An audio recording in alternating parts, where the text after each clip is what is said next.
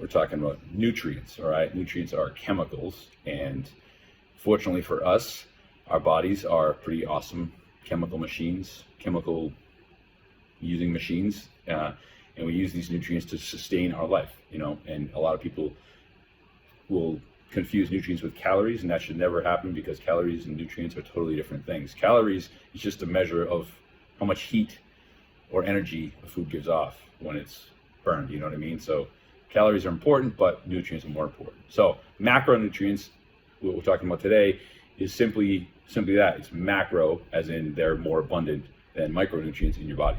So we're talking proteins, fats, carbohydrates, and through my awesome school, we now talk about our fourth major macronutrient, which is water.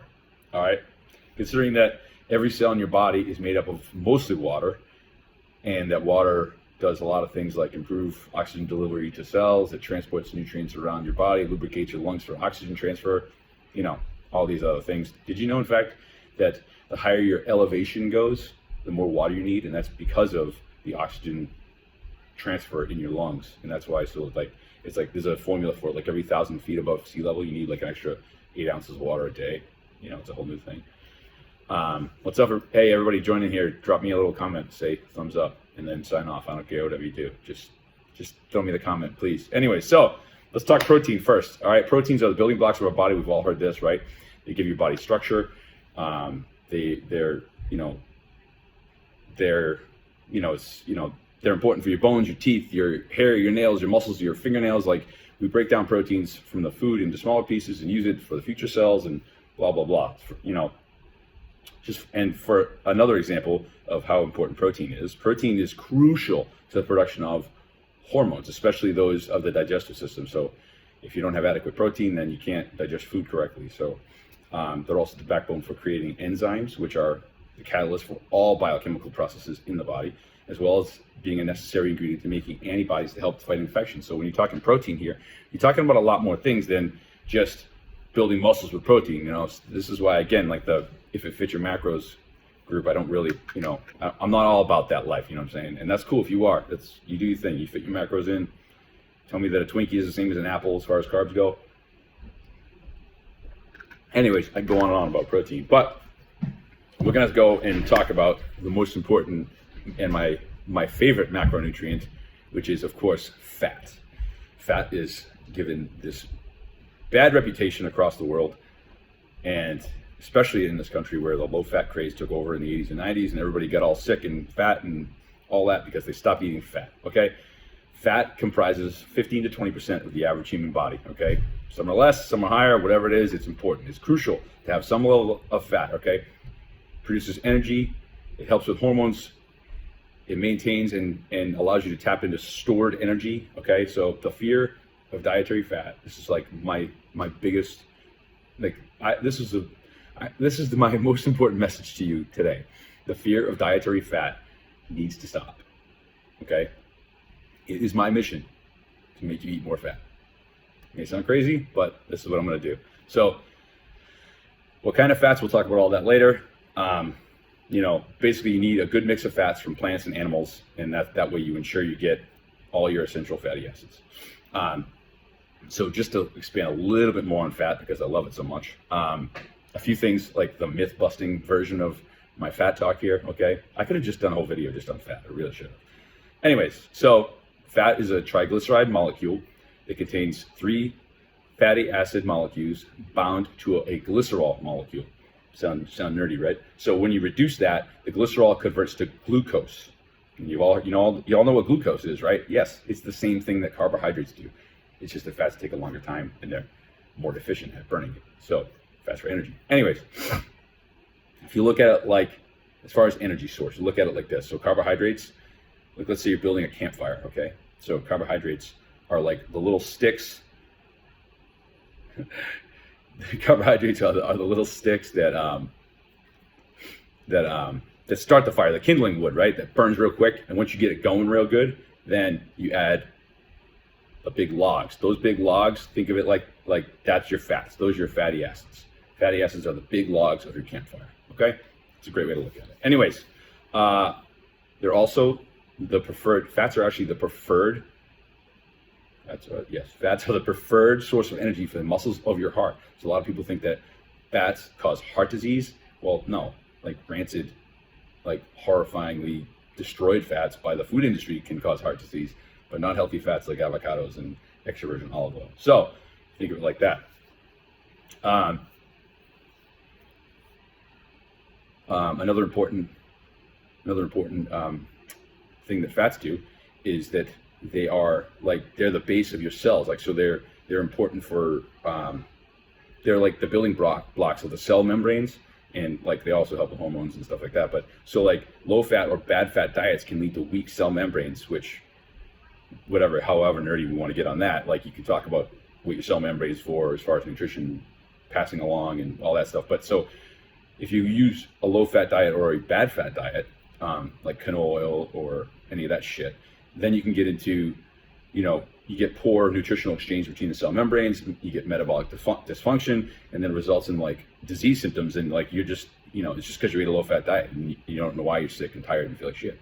So good fats equal healthy cells. So that's important, right? Healthy cells is a good thing, right? Aside from all this, fats are needed to absorb fat soluble vitamins. The name itself says fat soluble, right? So that means that they are digestible with fat. So those are A, D, E, and K. Think about that for a minute. All your supplements, all your vitamins, and all this crap is A, D, E, and K. I mean, other than vitamin C, which are water soluble, we can get into that later. So anyway, so in addition, okay, fats help slow the absorption of your food, and this is why when you eat a good, healthy, fat-filled meal, you're satiated longer and you don't get hungry. So that's, you know what I mean? And while they're helping slow down that, they help you regulate your energy production. So you're not like, so you eat a bunch of carbs, right? And you get all that, you get the energy burst, and then it's like, and fizzles out. It's science, people. The fats are there for a reason. We need good fats. Anyway, so last thing on fats, I swear. Maybe the last thing. We'll see. Fats taste good. Yeah, I know. I was surprised when I found this out too. But there's nothing more tasty than a giant pile of green vegetables, like soaked in clarified butter or grass-fed butter or olive oil. So I don't know, or bacon fat or whatever. It's all good for me. Fat's here. Anyways, moving on. I got to keep this under 10 minutes for the YouTubes and the Instagram, IGTV, whatever the hell thing is. So carbohydrates. Carbs make up about 2% of our bodies. All right. For the most part, our body can make enough carbohydrates to perform metabolic processes on its own. Chemically, carbohydrates are carbon and water. Carbohydrate. All right. Sorry, I haven't been looking at you, YouTube, but Facebook Live's up here. So, anyways, it's a very simple molecule. Carbohydrates they're found in abundance in many healthy foods. All right. So a lot of people think I'm like this keto guy, but really, carbs are cool. Just you gotta have the right ones. All right. So you're talking your grains, your legumes, your fruits, your vegetables, some natural sweeteners like honey and maple syrup. Like, carbohydrates provide a quick source of energy to your vein via their ability to process glucose quickly. We use carbohydrates a lot in our muscles. Obviously, you have some carbohydrates. I even do it before I work out. I'll go half hour before I work out, a little bit of carb. Not lately, because I'm actually doing keto now, but whatever. All right, so quick source of energy, especially your fast twitch muscles. All right, they work in conjunction with the other macros synergistically. So, scientifically speaking, we need all three: carbs, fats, proteins. So if anybody tells you that any of them are evil, they are wrong, unless you have some extenuating circumstances. Don't buy it. Don't believe it. All right. They all metabolize more efficiently when they're in the diet together. All three: carbs, fats, proteins, and water.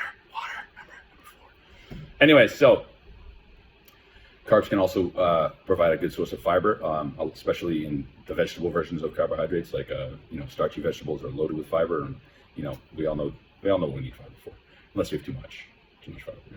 Anyways, if you ever go keto and you stop doing the carbs, the first thing that happens is you have the first downside part is that you get an issue with your bowels because you haven't had, especially if you're not supplementing the correct way that we taught last year in my keto group. But whatever, we'll do that. We can talk about that another time. All right, so how should we balance our macros? No, listen, there is no way that I can tell you how to balance your macros, and nobody else can either, until they get a whole picture of everything that's all the other variables in your life. I mean, like down to how much you sleep, it matters.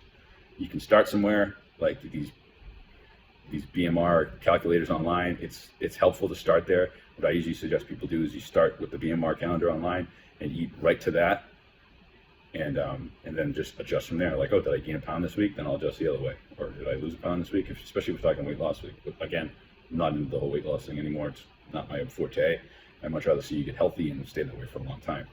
So I will tell you though, traditionally in the hunter-gatherer world, which is where my sweet spot is we're talking, Paleolithic era humans. All right, so we're talking their diet ranges were like 22% to 40% protein, 19 to 35%.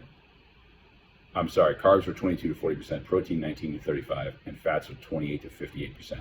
So for me, I feel better, I sleep better, I perform better at the gym when I'm on the higher end of the fat, with a moderate protein and relatively low carbs. I don't eat a lot of carbs even when I'm not like in a keto run.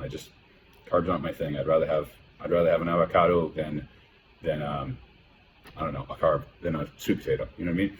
So anyways,